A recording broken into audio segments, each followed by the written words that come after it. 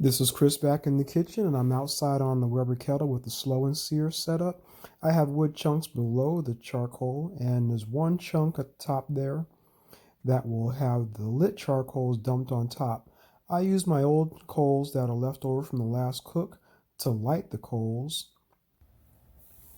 I got my chimney going, and then I will take that and dump it into just one end of the slow and sear. And that will get nice and hot and light the rest of the charcoals slowly over time for a 6-hour cook for ribs and chicken. Now that dump is right over top of one wood chunk, and there's other wood chunks below the charcoal that's there in place, and you can just see some smoke from the water trough, and there you can see it better there. And as the charcoal keeps that water hot, it will keep the whole chamber nice and humid and even out the temperature. With my grill grate in this position, I have access to my coals when I need it. I'm going to start off with the top about 3/4 open, and back inside I'm going to get my ribs ready. I use a tablespoon to spread olive oil over my ribs and whatever else I'm cooking most of the time. I also like to do my seasoning and putting my smear on of olive oil inside of a baking pan. Now, I have a few reasons for this. It catches any seasonings that are, kind of goes off the side as you're shaking, and they don't go to waste.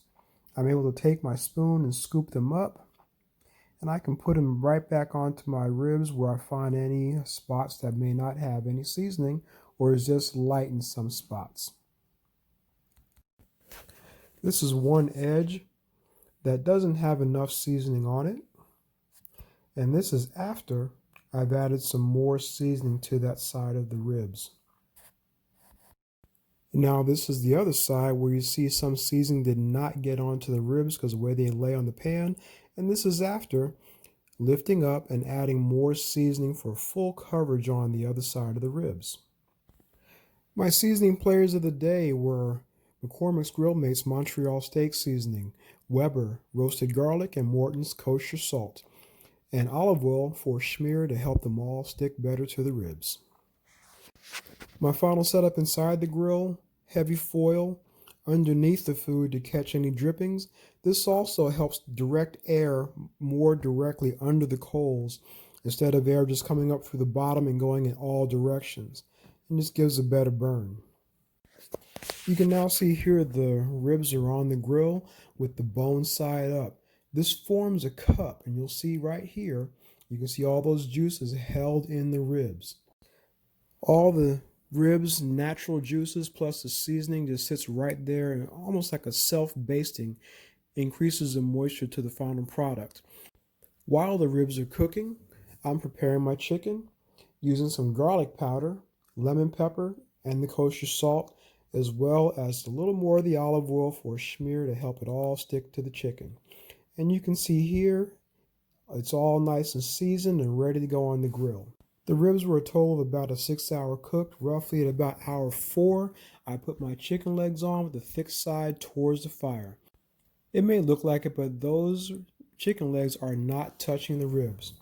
This is my final product. Everything came out really good and enjoyed by the family tonight. They cut well, they bite well, they're really nice and tender and very moist. If you like this kind of content, this kind of cooking, please say a comment in the comments below, and also like, share, and please subscribe. Hit that little bell button so you'll be notified when there's a new video going up. Good night and God bless.